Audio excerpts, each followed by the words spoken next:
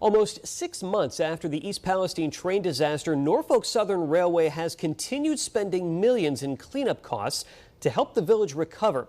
Tonight, though, we're digging into some signs the company worth tens of billions is doing the opposite in court. Our Janet Rogers talked one-on-one with CEO Alan Shaw and pressed him for accountability. Norfolk Southern CEO Alan Shaw's public position has been that Norfolk Southern is committed to making it right in East Palestine. However, in the company's filings in court against lawsuits related to the derailment, show Norfolk Southern asking to be dismissed from lawsuits and deflecting blame for the derailment on the manufacturers of the wheel bearing and organization loading the rail cars.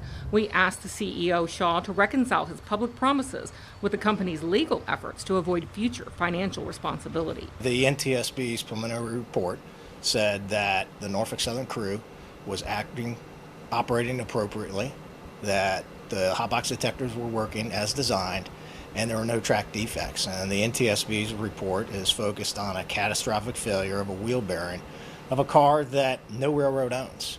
And I can't really comment on legal proceedings for reasons I'm sure you can understand, but it doesn't change our commitment to make it right and be here through the long term. Shaw tells us the company has spent around $64 million on remediation and cleanup and expects those cleanup costs to cost nearly $800 million. But Norfolk Southern has been pushing back on some rail safety measures proposed, such as increased fines for safety violations and something important to firefighters and first responders, labeling flammable gases highly hazardous.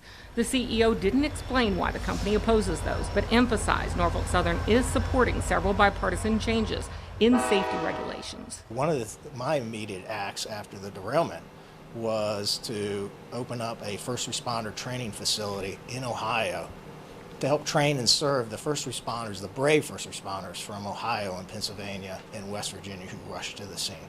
We're also in favor of more R&D for hot box detectors.